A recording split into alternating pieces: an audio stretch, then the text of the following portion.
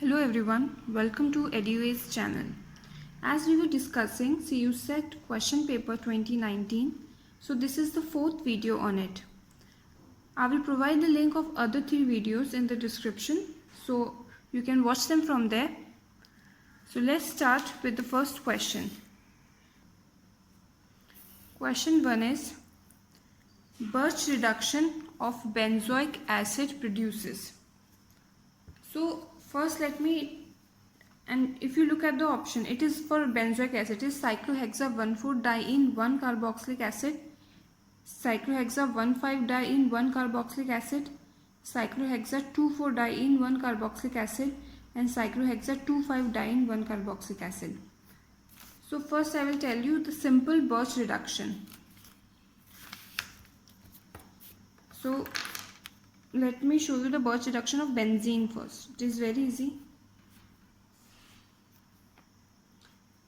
In the presence of liquid ammonia and lithium metal with ethanol. So what will happen is you will get this. This is a simple Birch reduction. But here Birch reduction is asked of benzoic acid. So before that, going on this, I will tell you two concepts. First is if the benzene is substituted, the substituted group can be electron withdrawing group or electron donating group. So first we will take the case of electron donating group. So if we will do the reaction, we will get the product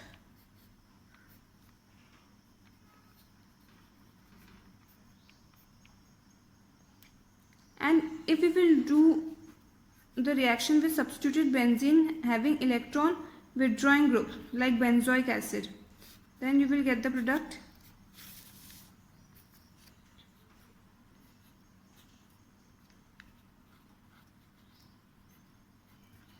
so these are the two cases. So what we see from here is that the electron donating group remains on the unsaturated carbon and the electron withdrawing group remains on the saturated carbon in the product.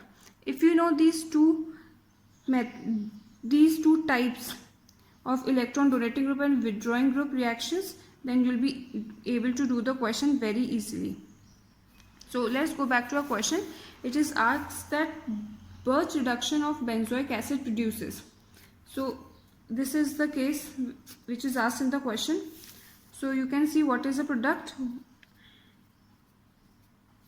So it is cyclohexa 2,5-diene 1-carboxylic acid. So question number 4, option D, cyclohexa 2,5-diene 1-carboxylic acid, it is correct. Okay. Next, go on to the second question.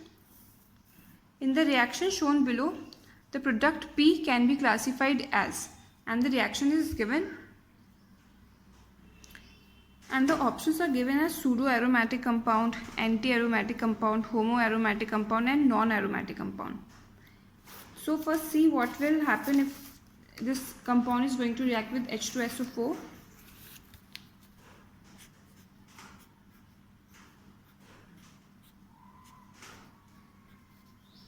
So when it will react with H2SO4, first we'll get a carbocation.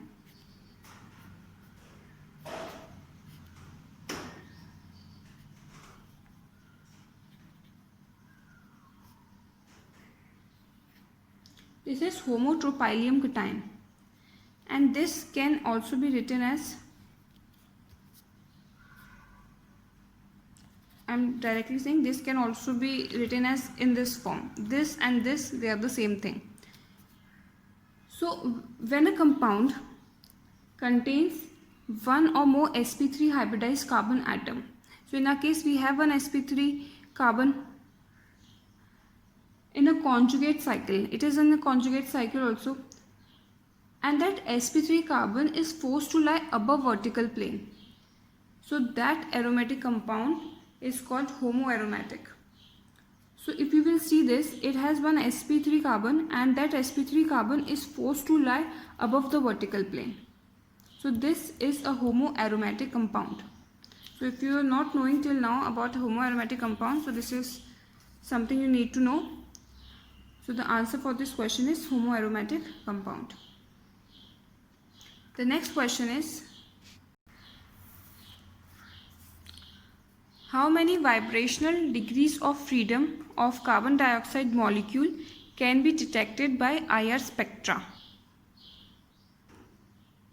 So first let's see the vibrational modes of carbon dioxide molecule.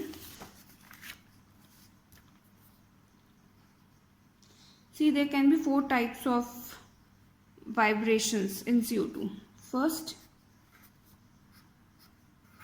it is symmetric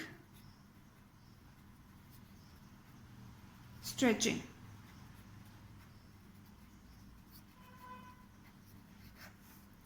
Second,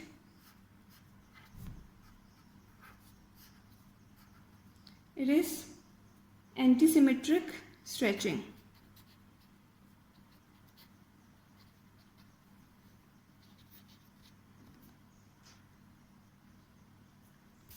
Third one is in-plane bending.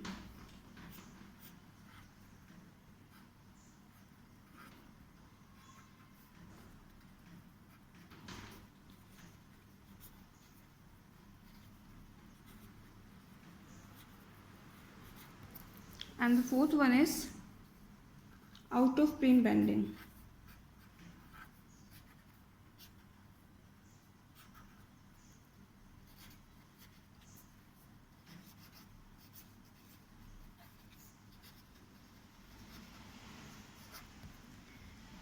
So if you will see, IR active compounds, always have a change in a dipole moment. So in all these compounds, you can see that in symmetric stretching, there is no change in dipole. So it is not IR active. Rest all 3, they are IR active. This is actually Raman active. So how many modes are IR active in carbon dioxide? There are 3 IR active vibrational modes. So the answer is C. Question number 4. It is, which of the following is not a chelating agent? The options are pyridine, ethylene diamine, EDTA and oxalate. So this is a very easy question, that from all of them, pyridine is the one which is not a chelating agent. Rest all they are chelating agents. So answer option A is correct. The next is, the major product in the transformation shown below is, and you can see the reaction. Here the reaction is, you can look at the reagent and you will come to know it is hydroboration oxidation reaction. So in this reaction what you will do is, so first of all you know that H2O2 is given here. So the reaction is going to be anti-Markovnikov, and this reaction, it is a syn addition. So if you know these things, it is very easy to draw the product. See,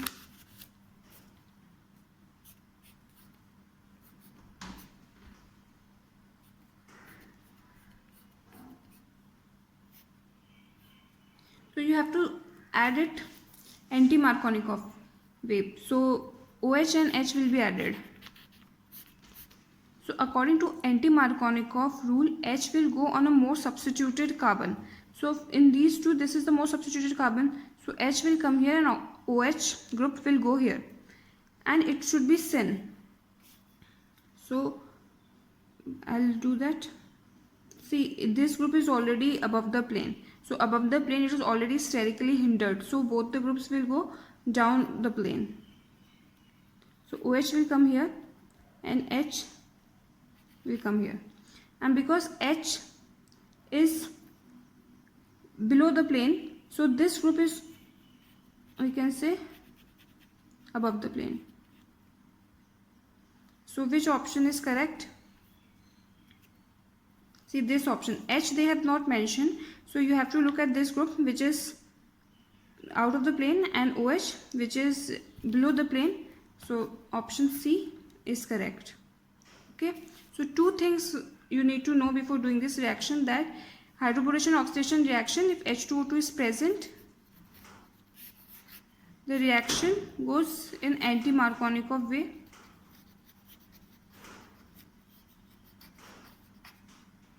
And in syn fashion. So if you know these two things, you will be able to do the question very easily. The next question is, the Knoevenagel condensation is correctly represented by the substrate combination of.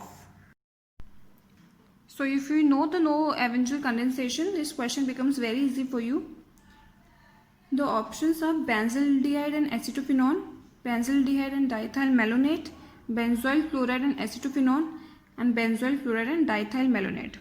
So you know that in Knoevenagel condensation we use benzaldehyde and diethyl malonate. So let me show you the Knoevenagel condensation reaction.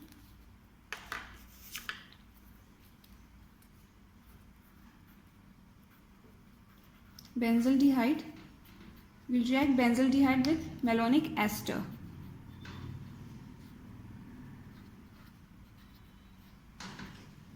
Okay, this you can react with basic catalyst.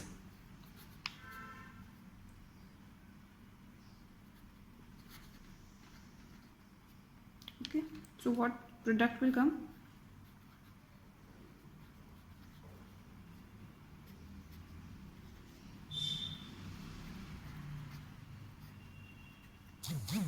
And then if you will react this with water and you heat it, one of the COR group, it will become COH first.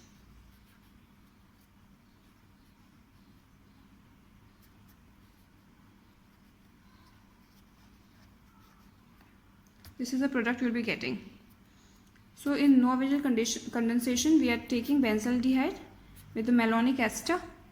So option B, benzaldehyde and diethyl malonate, it is correct. So this is all for today's video. If you think this video is helpful for you, please like the video and subscribe the channel. Thank you.